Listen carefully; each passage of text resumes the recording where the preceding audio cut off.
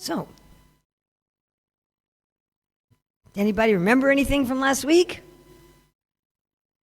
What was it about last week? I don't remember. Donkey urine. Okay, there we got that one. So, verse 1. Anybody? Attachment. 2. Guru. Anybody? Vrindavan. Process of surrender. Gayatri mantra.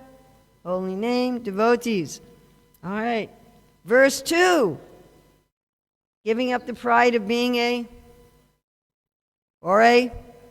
just thinking that you're Krishna's secret agent, and seeing Lord Chaitanya as Krishna, and seeing Guru as Krishna's friend. Verse 3, being patient, life after life, following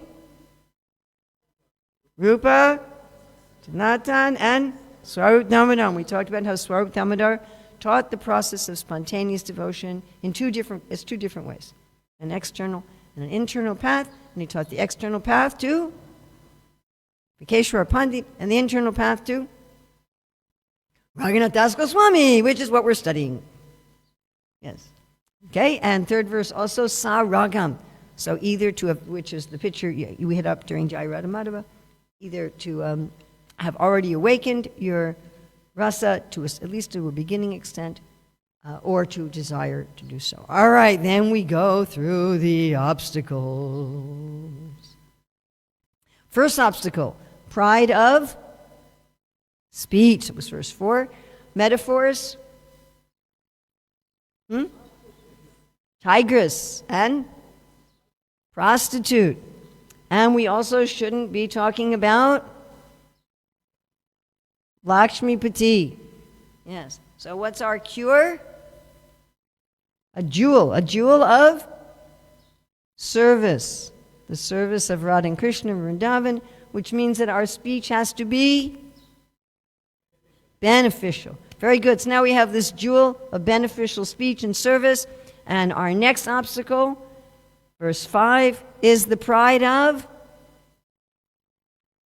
action. Excellent. Metaphor, thieves on the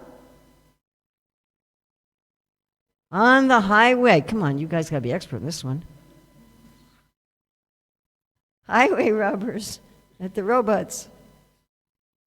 The highway is the shining path of bhakti. And who are these thieves? Lust, anger, envy. Whose lust? My own lust. How absurd is that? And how have they captured me?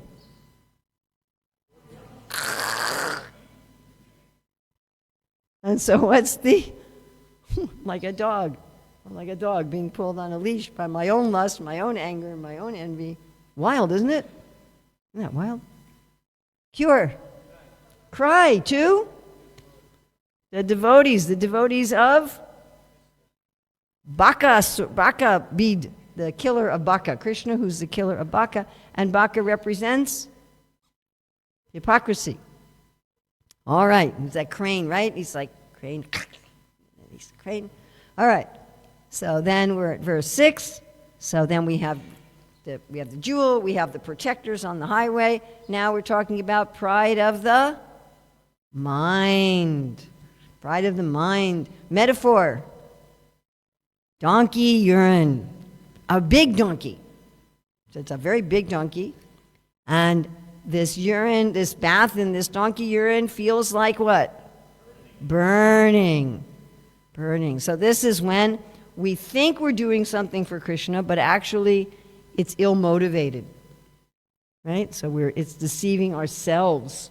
We're thinking, oh yes, I'm doing this for Krishna. This is for service. We're actually doing something wrong, but we're thinking it's for service. Okay, what is the cure? What? Bathe in the ocean of love. And where is this ocean of love? Where is it? How are you going to bathe in it if you don't know where it is?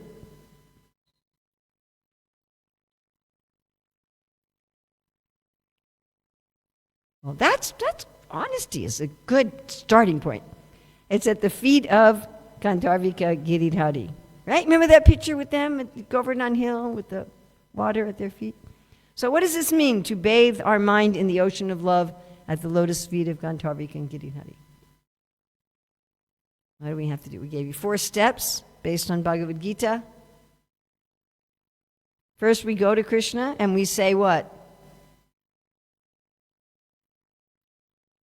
Show me.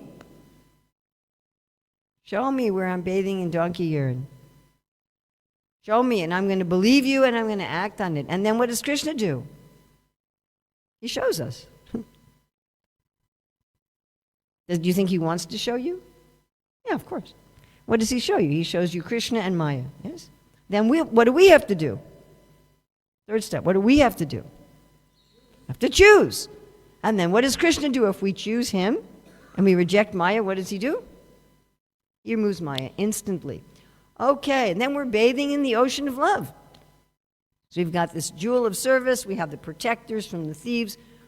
Our minds bathing in the ocean of love. Now we have the pride of the heart. Metaphor? Dead dog. And this dead dog is... There's a wild, unchaste woman that wants to eat the dead dog. What is the dead dog? Desire for? Or prestige. Well, the dead dog is prestige. And the woman wanting to eat the dog is the desire for prestige. You understand? There's nothing wrong with dead dogs. Or there's nothing wrong with honor and prestige. The problem is if you want to enjoy it. Does that make sense? Yes? You see a dead dog by the side of the road, big deal. But if you want to eat it, that's a problem. Mm-hmm. It's not a problem if people praise you sometimes. That's just going to happen. Yes? Yes? Yes? Nobody gets only criticized. Even if you're a terrible person, somebody will praise you. Correct? The problem is if you want to enjoy it. So that's the wild, unchaste woman. Right? And how do we get rid of... And she has, Bhaktivinoda says she has a boyfriend. Anyone remember what her boyfriend's name is? Deceit.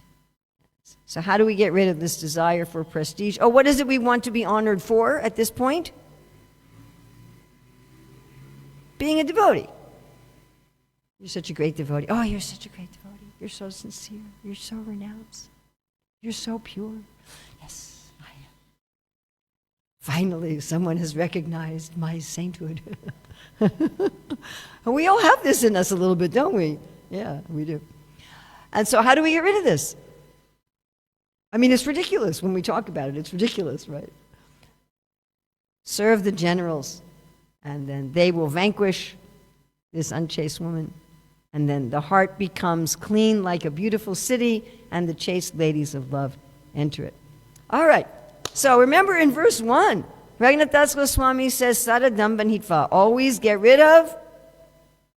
Always get rid of? Everybody together? Pride. If you don't know this, then this is all useless. Then I'm just going to go back to my room and cry. So we should always get rid of pride. All right, so we've finally done it, folks. Remember I told you we will have done it by this morning? We did it. We actually got rid of pride by the grace, not by our own effort, but by the grace of Krishna and the devotees. Okay? So today we're going to go into the internal state, mental state of one who's come to this point free from pride, and tomorrow what we will do externally. Okay. Everybody all together?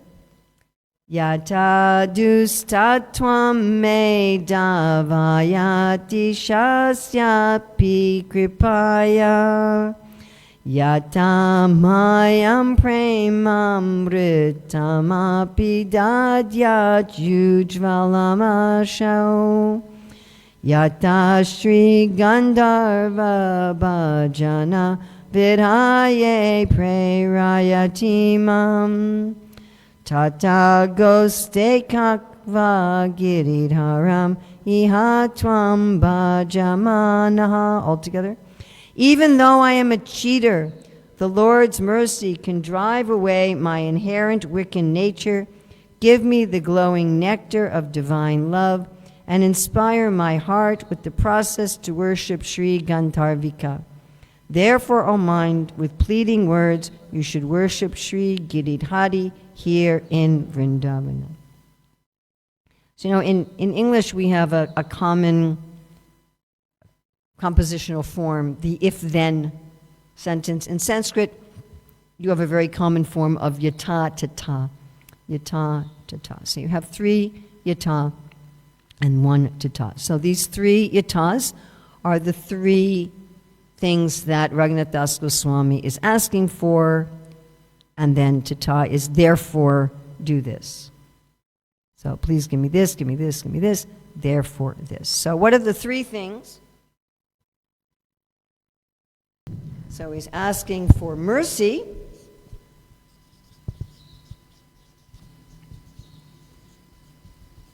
to drive away. So you see how pride is gone now?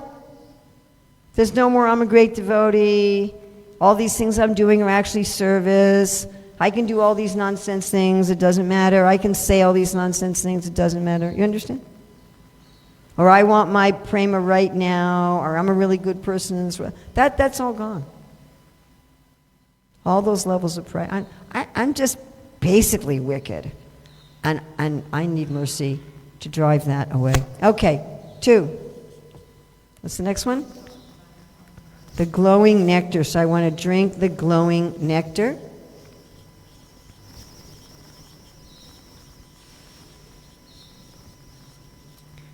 Which will mean the revelation of my eternal position. And the 3rd one, to worship who? Gandharvika. Who's that? Radharani. So this is asking for the shelter of the, is that right? Shelter. You think with the PhD I could spell. Of the internal energy. I'll blame it on all the spell checkers. Okay. So these are the 3 prayers. So first he's saying that, I just have all this inherent wickedness inside me. It seems like it's a part of me. Of course, it isn't really a part of us, not a part of the soul. But it seems that it's become a part of me. I'm just wicked. I don't really have any good qualities. It's important to understand this mentality that sometimes we read this and we think of it as like tamagun, where I hate myself kind of thing. Whereas Krishna is very clear that we should love the self. We have all these words, Atma Rama, Atma Ruchi, Atma Rati. So we should love ourselves. And the self that we should love is the real self, the soul. Like it says, the demons are envious of their own self. That's pretty weird, huh? They hate the fact that they're a servant. They want to be a master.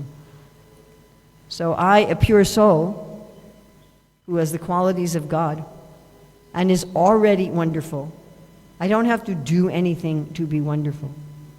I already am wonderful because I'm part and parcel of Krishna, who's wonderful.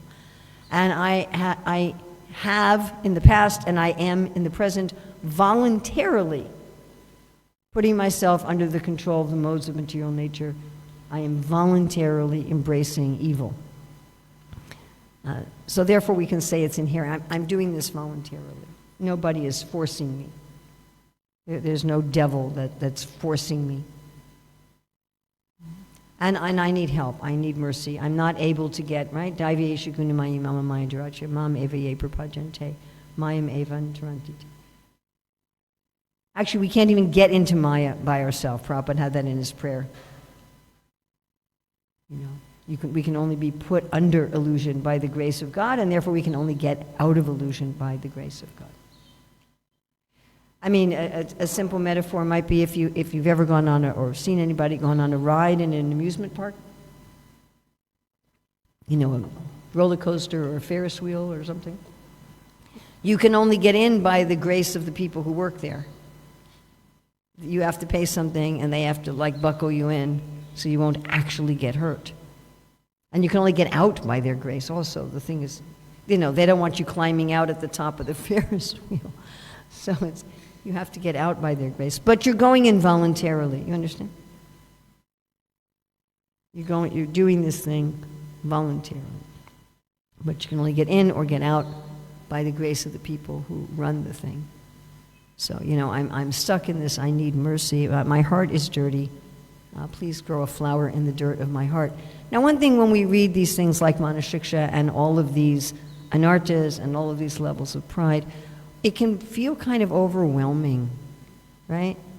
Like just on Saturday we went to the ocean. The ocean's kind of big, you know? And it can feel like our material entanglement, our attachments, all these things, they're as big as the Indian Ocean or the Pacific Ocean or the Atlantic Ocean. They're just huge. And there's 2 times the same prayer is said in the Bhagavatam.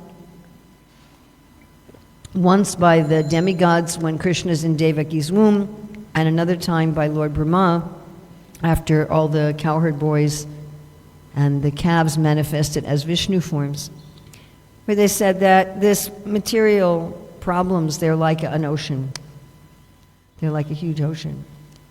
And there's a boat to get across the ocean. That boat is Krishna's lotus feet. And they say that the saintly persons get in this boat and cross the ocean. But they said there's something very peculiar about this boat. Does anybody know what's very peculiar about this boat? Huh? Well, it never actually leaves. Like, what a strange boat that is. You know, the boat will take you across the ocean, but it never leaves the shore. It's always there. It's not like you get to the ocean and go, oh, somebody else got the shelter of Krishna's lotus feet, no more boat. You gotta wait till it comes back. It's always there. And they said, why? Because you don't have to get in the boat. They said you just have to approach the boat. And then something really strange happens. Everybody ready? You say it with me, 1, 2, 3. 1. Everybody. 1, 2, 3. Whoop! The whole ocean shrinks to a little puddle. I could not find a picture of the puddle in a hoof print of a calf. I didn't have any calves handy. If anybody can ever get me a picture of a puddle in a hoof print of a calf, you can send it to me and I will replace this. So I did find a little puddle, and it's kind of a dirty puddle, but it's very little. And you could step over it without even paying any attention. So this is what happens when we get mercy. When we get mercy, the whole ocean, all of our problems, all of our anartas, all of our struggles just go down to a little calf hoof print. So that's the first prayer. Second prayer is give me glowing nectar to drink. Took me a long time to find this picture. Srila Bhaktivinoda Thakur comments on this, and he says, this glowing nectar is coming from the divine couple who are pouring it into the hearts of the devotees. And Srila Bhaktivinoda Thakur says this is the rays of the Ladini Shakti. We'll talk about this a little bit tomorrow, at what stage of meditation this enters the heart. But even, right, in verse 3, a person may already have had some beginning awakening of their rasa with Krishna. But here it's fully revealed. The rays of the Ladini Shakti enter the hearts of the devotees and reveal their eternal form, their age, their dress, their service, everything.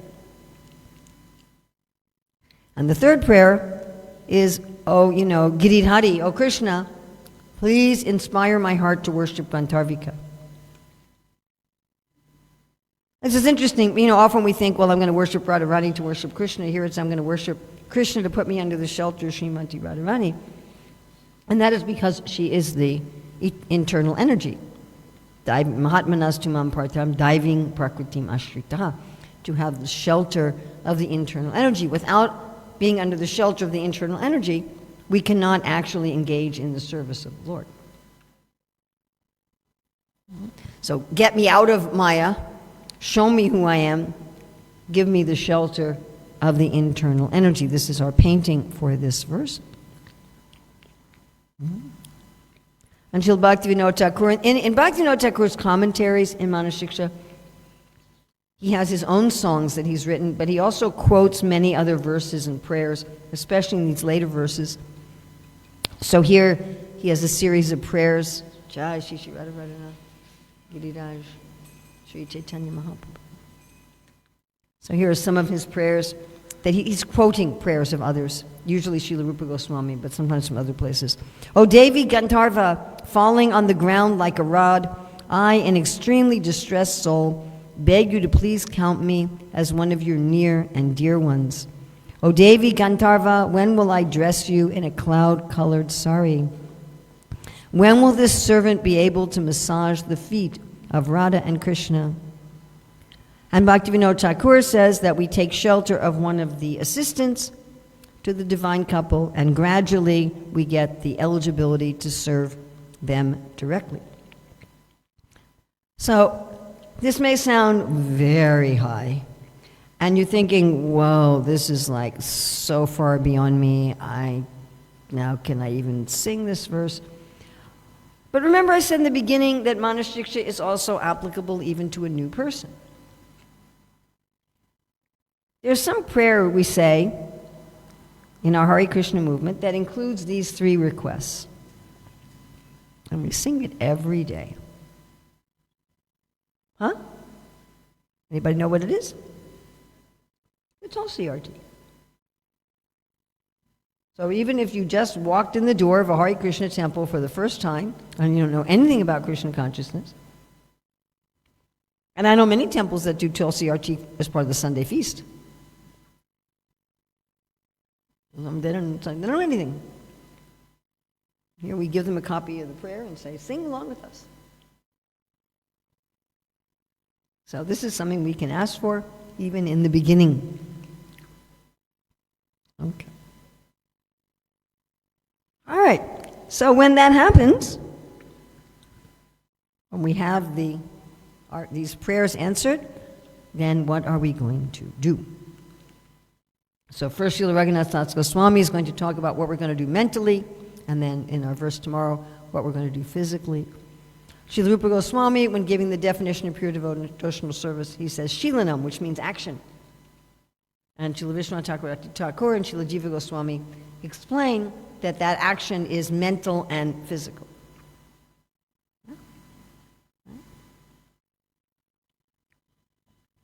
Okay, all together.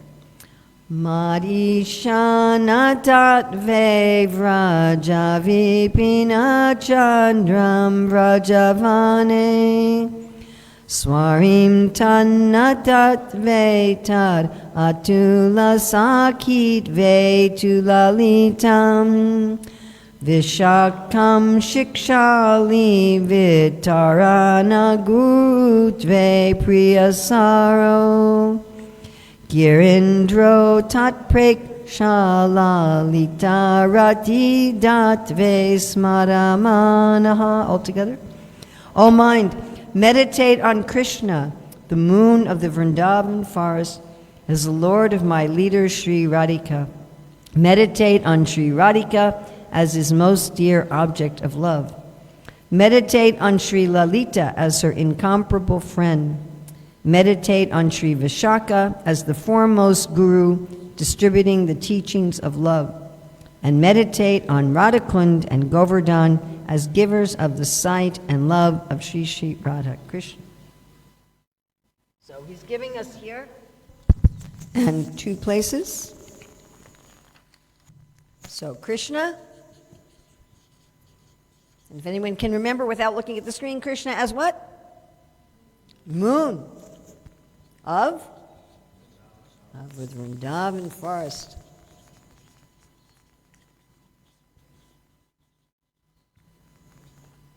Next was, you can see if you can remember without looking. Radhika.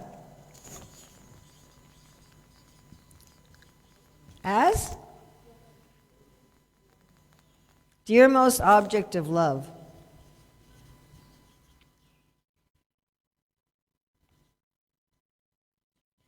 Ooh, there was another way he said to meditate on Krishna also. What's the other way? The Lord of his leader.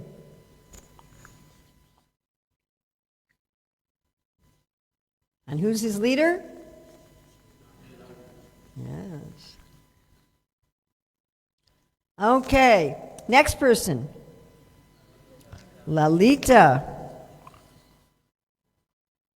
Anybody can remember? Yes, you can say incomparable or incomparable. How do you spell that? Comparable.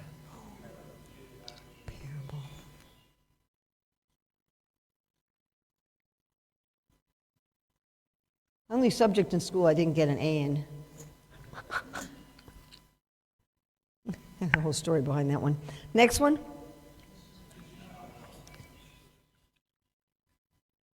KH or just K? H. As foremost guru.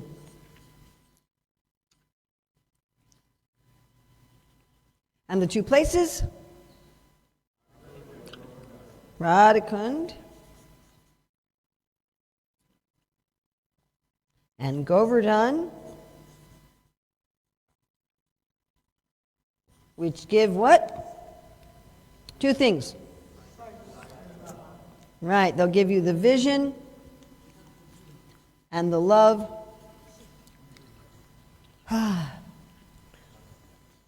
of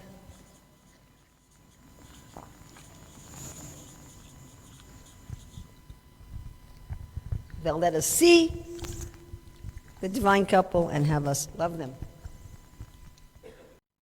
Here we have our painting for this verse. Krishna as the moon, Radharani as his dearmost object of love, Lalita Vishaka, and Radhakund at the foot of Govardhan. So this is Raghunath Das Goswami's own personal meditation, which is a template for devotees. Not every devotee is going to have this meditation once their rasa is revealed. Is this going to be, if someone is a cowherd boy, is this going to be their meditation? Who are they going to meditate on? Probably Krishna and Balaram, and like Sridham, Subal. Are they going to meditate on Radhakund? No. Suppose somebody awakens to parental rasa. Who are they going to meditate on? Yasoda, Nanda, Rohini, so forth. Are they going to meditate on Radhakund? Definitely not. So this is his personal meditation, which is a template for devotees when they realize their relationship, that Krishna with his chief associates and the main pastime places. Now you notice he says, Krishna not only is the moon of Vrindavan forest, but the lord of my leader, Srimati Radharani.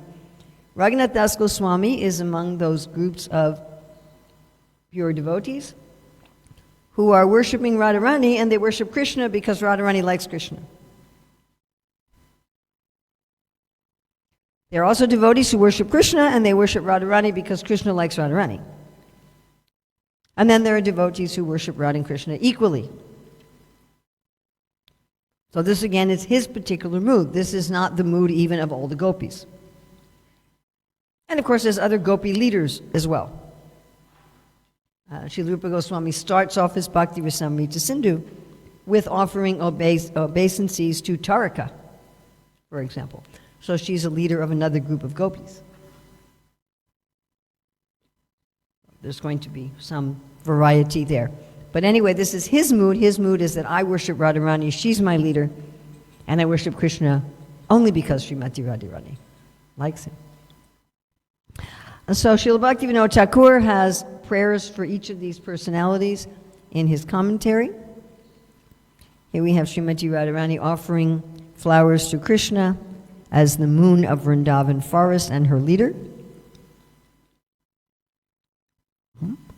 Krishna is the Lord of Radha, and Srimati Radharani is his dearmost object of love. So there's this famous story of Jayadev Goswami where he's writing the Gita Govinda, and he thinks, I should write that Krishna falls at the feet of Radharani. Now, in traditional Indian culture, the subordinate falls at the feet of the superior. I was just hearing Prabhupada speak about this in terms of Krishna and Balaram offering their obeisances every morning in Mathura and Dwarka to Vasudeva and Devaki. He was saying when Krishna would meet Yudhisthira, he would fall at his feet. He'd offer obeisances. So you don't have the superior offering obeisances to an inferior. Of course, Srila Rupa Goswami says that if someone's received Diksha and is worshipping the deity, you should offer your obeisances to them. So even if that person is socially our junior, even if they're younger than us, or whatever, they're the disciple of their grand disciple, if they got initiated after us, or whatever, however one may calculate that kind of thing, if they've received Diksha and they're worshiping the deity, we should offer them our obeisances. That's why Prabhupada says we see all the devotees as our Prabhu, all the devotees as our master. We are the Dasas and Dasis. We're not thinking, oh, everyone should offer obeisances to me because I am the Prabhu. That's no. And so we have that kind of Vaishnav etiquette, but then there's also this social etiquette that the junior offers respects to the senior. And generally, the boyfriend doesn't fall at the feet of the girlfriend. The husband doesn't usually fall at the feet of the wife. It's usually the other way around. So Jayadev Goswami, he was hesitant to write that Krishna falls at the feet of Radharani. So should I write that? Should I not write it? I said, well, I'll think about it. He decided, I'll think about it. And he went to take his midday bath. So while he was bathing, Krishna came in the form of Jayadev Goswami. He assumed Jayadev's form, and he comes to his home as Jayadev. And he says to Jayadev's wife, Padmavati, I'm finished my bath. Can I have prasadam? So she brings the prasadam out, gives it to the disguised Krishna, and then the etiquette at that time was the woman would serve her husband and then she would eat. I mean, even now when I visit homes of Indians, often, like the husband and wife, they won't eat till I've finished, which as an American always makes me feel a little peculiar. When you're an American, you go to someone's house, everybody eats together. They don't stand around waiting till you finish. But anyway, so she would wait till her husband finished, and then she would eat. So then she ate, and then anything she didn't eat, then she gave in charity to poor people or to animals. So everything was gone, just cleaning up. And while she's eating and cleaning up, the disguised Krishna goes into the room where Jayadev would write, and he wrote, Krishna falls at the feet of Radharani. And then he just disappeared. Then the real Jayadev comes back.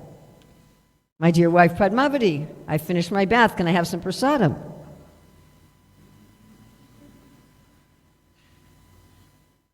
Are you a crazy fellow? What's wrong with you? You already came back and ate. He said, are you the crazy fellow? I just got back. She said, there's no food left.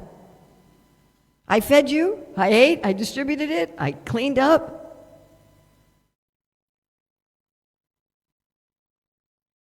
Really? Yeah, and then you went in your writing room. I did? Yeah, you did. But go and he goes and he sees the ink is still wet. And he can understand. Krishna does fall at the feet of Srimati Radharani. Bhaktivinoda says, Devi Radhika, this servant of yours has fallen immensely into the depths of various oceans of distresses.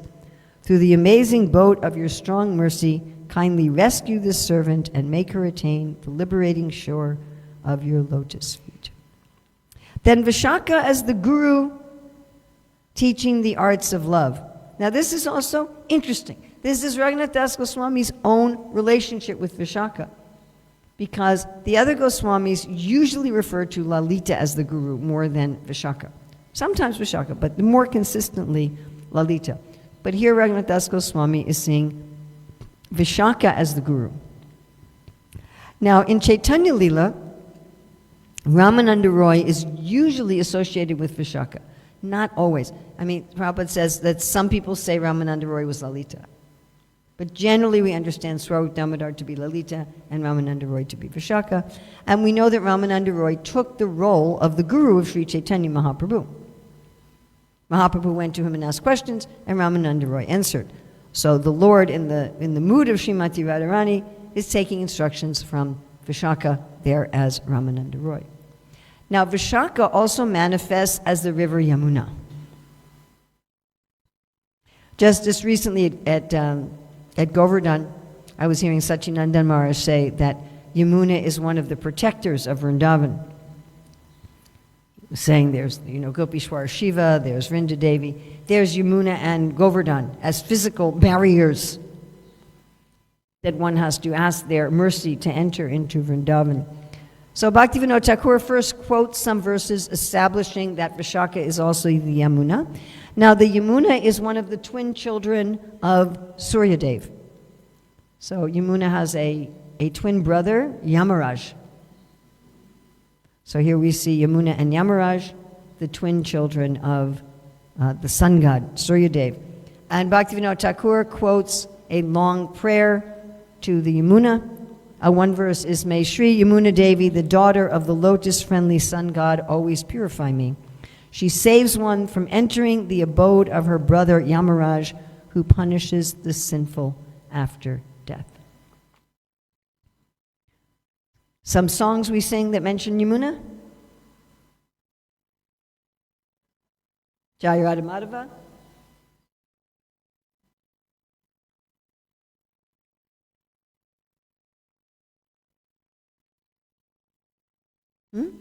Yasumati Nandana. Jai Radhe Jai Krishna. And if you would like to really go into this prayer again, it's in Bhaktivinoda Thakur's commentary on this verse 9 of Manah Siksa. He has the Yamuna Astakam. There are some devotees who have the Yamuna Astakam recorded on commercially available music. Then Lalita, who's the incomparable or incomparable, however you want to pronounce it, friend, the confidant of Srimati Radharani. Sometimes she's considered like almost non-different from Srimati Radharani. And here's a nice description given by Kavi Karnapur of Mother Yasoda, who loves so much Srimati Radharani and Lalita and Vishaka. And Srila Bhaktivinoda Thakur also has so many prayers to Lalita in this commentary, that Lalita is extremely expert due to her excellent qualities such as dancing for Radha Krishna and their friends. Then he says to meditate on Radhakund, which gives us the sight and the love of the divine couple. Yes. And here is an aerial view of Radhakund and Shamakund. That's Radhakund in the back and Shamakund in the front. And you can see here, this is the Sangram where Radhakund and Shamakund meet. And over here is what's called Manasa Pavana Ghat. That's where it is said that Srimati Radharani and her friends bathe every day at noon. And it is said that she gives a blessing that anyone who bathes there at noon will develop love for Krishna just like she has. Now this is at Shamakund, and you go up these stairs, and then right here you will find the Bhajan Kutir of Radhanath Das Goswami. And then right here you will find the Bhajan Kutir of Krishnadas Kaviraj. So every afternoon for 3 or 4 hours they would meet together. Krishnadas Kaviraj would meet with Radhanath Das Goswami. You can't really see it in this picture, but kind of in the courtyard there. And Radhanath Das Goswami would go over all of his diaries. And this is where Krishnadas Kaviraj wrote the Chaitanya Charitamrita. Especially here is Radhanath Das Goswami gave, especially for the Madhya Lila, and the Ancha Lila. Murari Gupta's diaries form the basis of the Adi Lila. So right here on the bank of Shamakund, right next to, if you go to Manasapavana Ghat, you can walk on these stairs here to Radhakund and back, and that way you avoid the annoying pandas on the Sangram. Just a little hint about that. I took a couple devotees recently there, and so first we all bathed in Shamakund, and then I watched their stuff, and then they went there, and because they were already wet, the pandas left them alone, and then they bathed in Radhakund, and then came back. So this is a very, very nice place. Not that many people go there. It's very quiet. And at the top of the stairs, there's a pilu tree, and it is this is also the Bhajan Kutir of Vishwanath Chakravarti Thakur. And it said that pilu tree was actually some devotee who was present during Krishna's Leelas and who told Vishwanath Chakravarti Thakur many of the Leelas that then he has in his purport. Now, it used to be also there was a bhima tree that the Pandavas wanted to become trees around Shamakund, which is why Shamakund is an irregular shape. And so it can accommodate the Pandavas in the form of these trees. But those trees just recently, I think the Arjuna tree and the Bhima tree just recently passed away. And then Govardhan. So all the devotees of all of the rasas worship Govardhan. Everybody worships Govardhan, and we're going to be doing a nice meditation on Govardhan tomorrow. Giriraj Maharaj ki. So of all of these, who do you think Radhanath Das Goswami especially wants to meditate on? Yes, Srimati Radharani. So he has a verse just about Srimati Radharani. Okay, we can sing this together. Ratim Gori Lileya Pitapati Sondarya Kiranai Sachi Lakshmi Satya Paribhavati Sobhagya Vachis Karais Chandravali Mukhanavina Vrajasati Shipatya Radhyatam Haridaita Radham Bhajamanaha. All together. O mind, offer your worship unto Sri Radhika, the beloved of Lord Hari. She outshines Rati, the wife of Kamadev, Gauri, the wife of Lord Shiva, and Leela, the potency of Lord Vishnu, by the effulgence of her beauty. She defeats Sachi, the wife of Indra, Lakshmi, and Satya, Krishna's wife, by the waves of her good fortune. She defeats the pride of the newly married gopis of Vraja, headed by Chandravali, through her power to control Krishna. So who is Srimati Radharani? So Krishnadas Kaviraj has a description of Radharani in this Adi Lila, that Radha and Krishna are one in their identity, but they separate eternally to perform pleasure pastimes. If God is complete, he must be both male and female, the ultimate male and the ultimate female. Although we say that God is just male, that's also correct.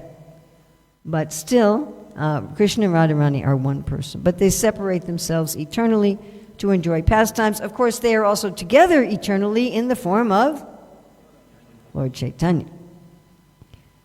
So this is his own bliss, his own potency, the Ladini Shakti, the pleasure potency. If any time we talk about pleasing Krishna, what we mean is that we're uniting Krishna and his energy of pleasure. When we chant Hare Krishna, we're uniting Krishna and his energy of pleasure. But anything we do to please Krishna, that's what we're doing. Krishnadas Kaviraj writes, she's identical with Lord Krishna, for she embodies the mellows of love.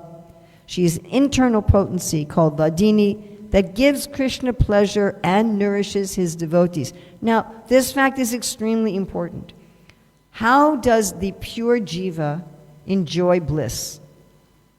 The pure jiva enjoys bliss through Krishna. By uniting Krishna and his pleasure energy, that pleasure energy also nourishes the devotees. A very mundane example. If my hand takes this water and puts it in my mouth, my hand will become hydrated. Suppose I take my hand and put it in water. What will happen to my hand after a few hours? I just leave it in water. It will become dry. Isn't that weird? That's weird, isn't it? You'd think that if you soak in water, you become initially wet, but your body becomes actually dried out, not hydrated. Very peculiar. If my hand wants to become hydrated independently, it gets dried out. If it wants to become hydrated by putting water into the stomach, then it becomes hydrated. This is how we are meant to enjoy. Material life means I'm going to just take myself and immerse myself in water to become hydrated. That's what it means. And then we're like, I'm in water, why am I drying up? We look at, right? We're thinking, I should be able to enjoy here in this world. It should work. Why isn't it working? I'm connecting my senses to the objects of the senses. I'm connecting my senses to their objects of enjoyment. But yet, I'm not feeling the happiness that I want. I feel some physical pleasure, some mental pleasure, some emotional pleasure, but I'm not really satisfied. Why? Why isn't it working? And, people who get a lot of money and fame and so many things, a beautiful romantic partner and everything they could possibly want, and then they go, is that it? Like, I did everything. I did the checklist, Again, like, it seems if I just stick my hand in water, if your skin's dry in the winter or whatever, and you stick it in, it should get wet. Looks like a raisin. But when we connect with Krishna, we're naturally also satisfied, and it's this internal pleasure potency that is satisfying us. This is the difference between Ravana and Hanuman. Ravana says, I'm going to take Sita for myself and enjoy her directly. Hanuman says, I'm going to enjoy Sita by linking her with Ram. I'm going to enjoy the pleasure of seeing her linked with Ram. The pleasure the jiva enjoys by linking Radha and Krishna is not less than the pleasure that Krishna himself is enjoying. In fact, Krishna Das Kaviraj says that when the gopis unite Radha and Krishna, they feel millions of times more pleasure than when they're enjoying with Krishna directly. And then when Srimati Radharani unites the other gopis with Krishna, she's also feeling millions of times more pleasure. We don't lose. When we're enjoying through Krishna, we're enjoying everything that Krishna is enjoying. Whoa! Do you have any idea what Krishna is enjoying? He's Akila Rasamrita Murti. He's the form of all pleasures,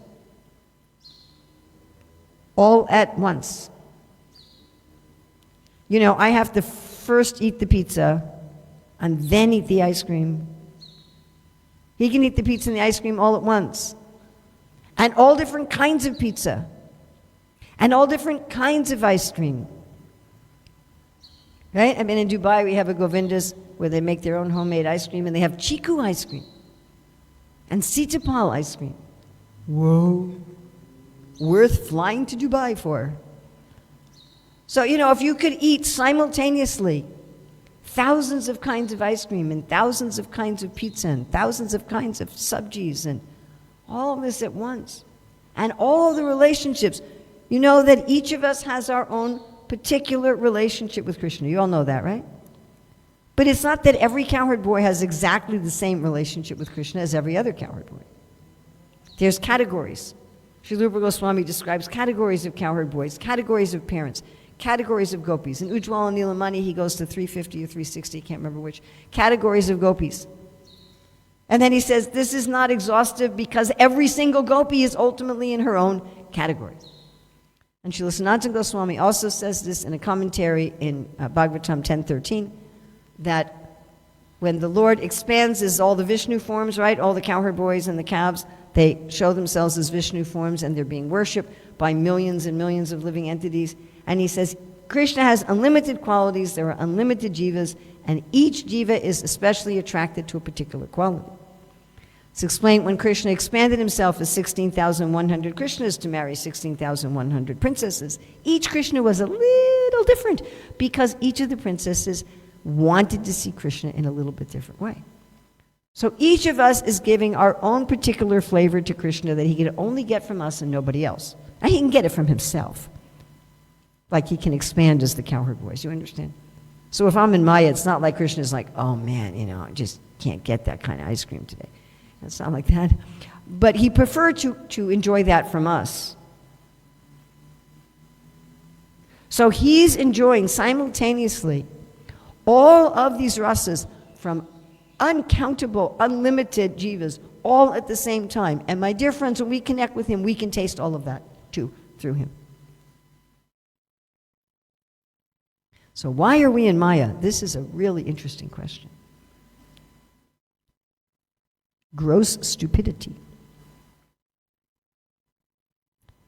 Radharani outshines Rati, the wife of Cupid, Gauri, the wife of Lord Shiva, and Leela, the potency of Lord Vishnu, by the effulgence of her beauty. She defeats Sachi, the wife of Indra.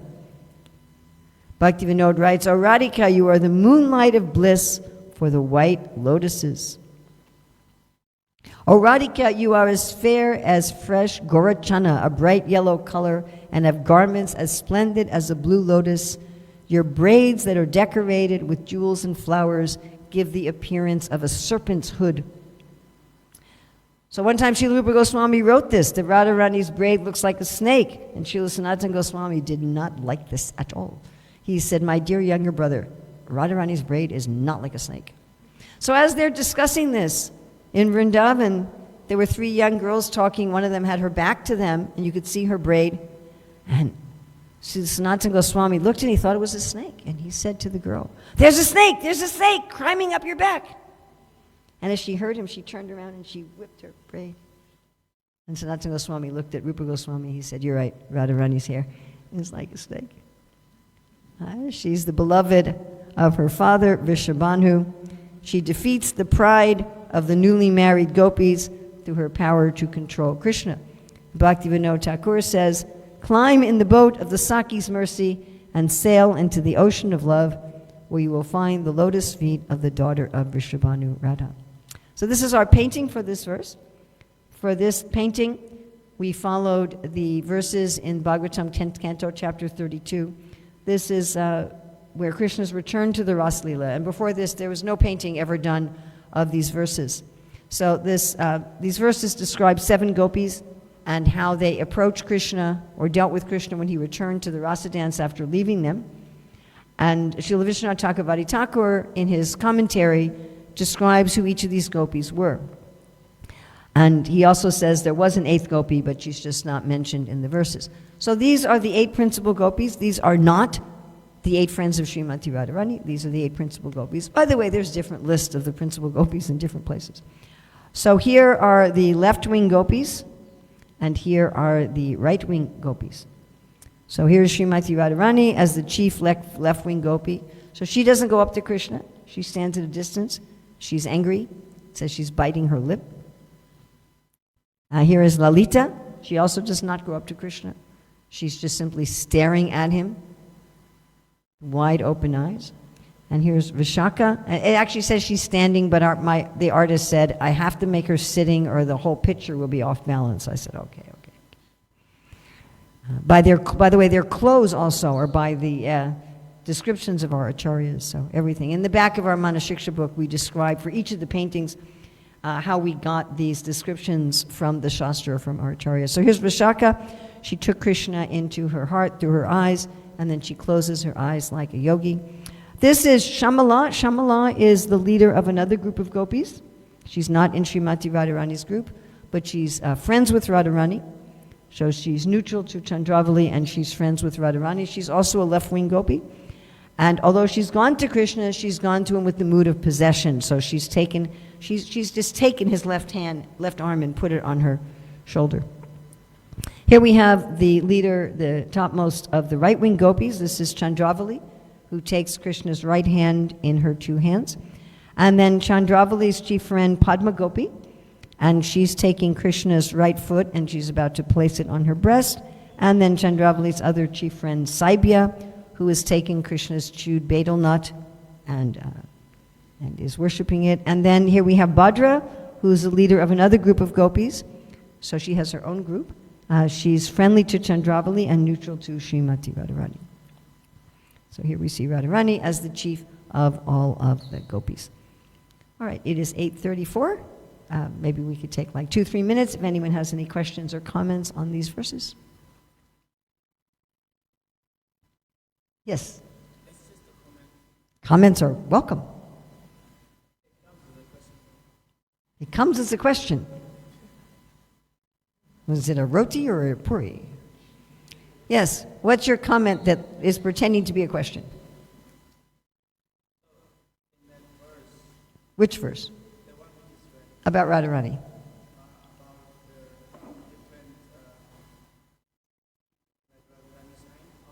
Outshines, yes.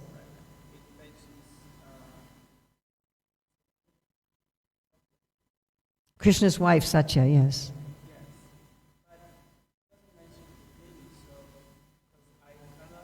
Yeah, why did Radhanath Das Goswami pick Satya of all of Krishna's wives? I don't know. We'd have to ask him.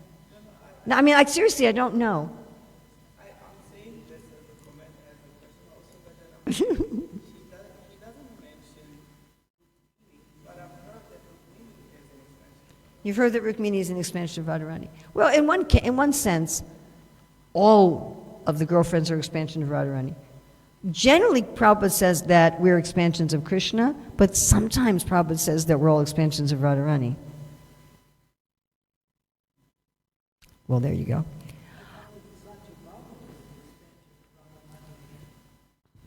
Expansion of Chandravali. Well, there you go. Now, you're more confused than before you asked your comment question. Sometimes you have to go into, sometimes, asking these sort of questions takes you into sort of this maze, So sometimes it's explained, sometimes Prabhupada explains Rukmini as an expansion of Srimati Radharani. You have the play, Lalita Madhava, written by Srila Rupa Goswami, where he talks about Chandravali as an expansion of, Chandravali expands as Rukmini, and Radharani expands as Satyabhama. And you also have, say, Jagadananda Pandit, who's considered to be Satyabhama, which is in a left-wing mood. But our Acharya, especially like Srila Sanatana Goswami, he comments that Lalita Madhava is not describing something that is always the case, but one particular instance of Krishna's pastimes in the material world where these gopis expanded as the queens. He said generally they're different personalities.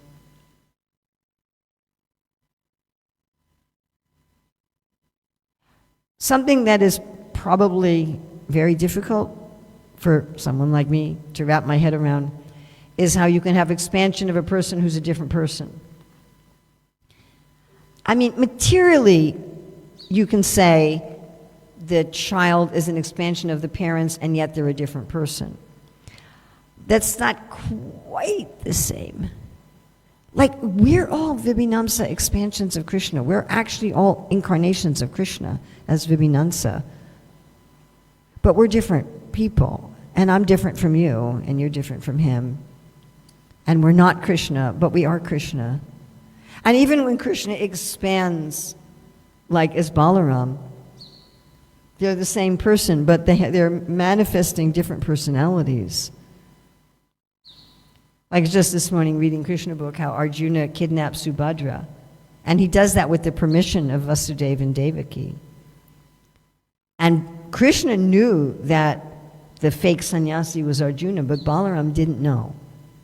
And Balaram was so upset that he was ready to kill Arjuna, and Krishna interceded and said, well, Subhadra wanted, look, he had our parents' permission, and she wanted to marry him, and everything was, it was all, this was just, externally it looked like he was kidnapping her, but actually this was all prearranged. So how is Balaram an expansion of Krishna, but he's a different person, and he kind of has a different point of view on things? Expansion of apples? Help me out here. Okay. You have varieties of apples, and they're all apples, but they have different tastes. So that might make it. And mangoes too. See, we're running into the Achincha Beta Beta Tattva problem, is what we're running into. And it's Achincha, it's inconceivable. We can talk about it. We can describe it. It's not indescribable, but it's inconceivable. We are absolutely, totally one with Krishna, and we are absolutely, totally different from Krishna at the same time. Exactly. It's inconceivable. Oh well. Sorry. So even if you want to say that the queens are expansions of Srimati Radharani, they are not displaying the full intimacy of Srimati Radharani, therefore she outshines them. But they're a different person. Rukmini and Satyabhama, they are actually a different being. Golden, okay, we'll take that under advisement, but I like the idea. Yes, there's a different flavor. When Krishna's with Rukmini in Mathura and Dwarka, there's a different flavor than when Krishna's with Srimati Radharani, or with Chandravali, however you want to look at that. Yeah. Any other questions disguised as comments, or comments disguised as questions, or inconceivable things? Yes?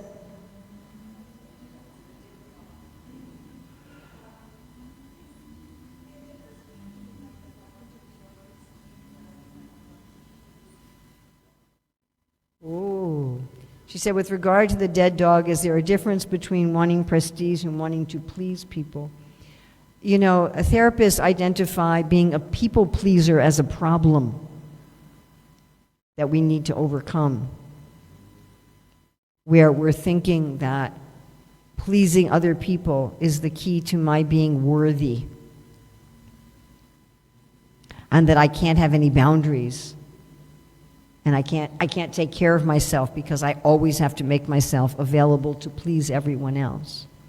And so I deplete myself, and then I have nothing left to please anybody else because I'm finished. Like, you know, you can use some phones to charge other devices, but eventually you also have to charge the phone. Correct? Like, I can't keep answering questions because I have to eat. If I stay here answering questions all day, I won't be able to do it because I won't have any energy because I won't have eaten.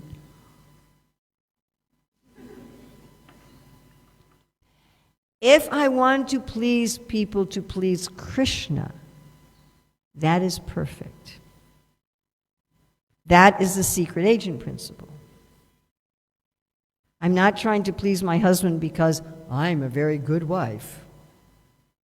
And if I please my husband, he will think that I'm a very good wife, and then I will have my sense of self and my sense of esteem.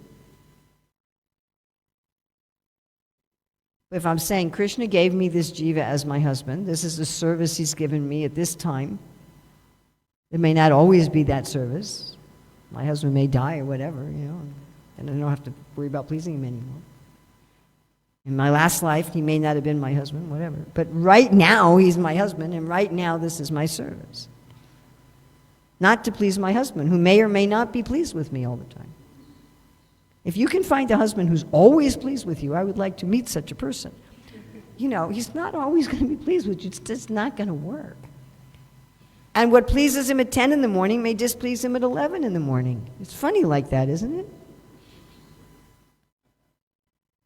Well, you liked this yesterday. Yeah, but I didn't want it 2 days in a row. But if you're trying to please your husband to please Krishna, then Krishna can always be pleased. Krishna is pleased by your intention and by your effort. So I want to be kind to all living entities because Krishna is asking me to do that, because they're Krishnas. I want to take care of people, and I want to do my best to make other people happy, to make Krishna happy, not because I'm going to be able to make other people happy all the time. Good luck. Let me know how that works out for you. So, that's, if you're trying to be a people pleaser, you're going to be a very frustrated person. You're going to become depleted. You're going to be frustrated because you won't always be able to please them. Even doing things that they say will please them will not always please them. You're going to become annoyed and frustrated and sometimes hateful of these other people who are not always pleased with you, even though you have sacrificed so much and worked so hard and done all the things they said that they wanted you to do. Or you'll hate yourself because you think you're not good enough. And I mean, it's a mess. If you think Krishna's asking me to be kind to all living entities, and Krishna's asking me not to be agitating to others, and Krishna's asking me not to be a source of anxiety to others, so I'm going to do my best to make Krishna happy. And if I do my best, my dear Father, just worship Krishna. I'm going to kill you. Oh, I did my best, Krishna, to please this living entity. Just didn't work out. Is that all right? Okay. Let us take prasadam. Thank you. Krishna willing, we'll meet tomorrow for the last 2 verses. Srila Prabhupada ki jai. Srila Radhanath Das Goswami ki jai. Srila Bhaktivinoda Thakur ki jai.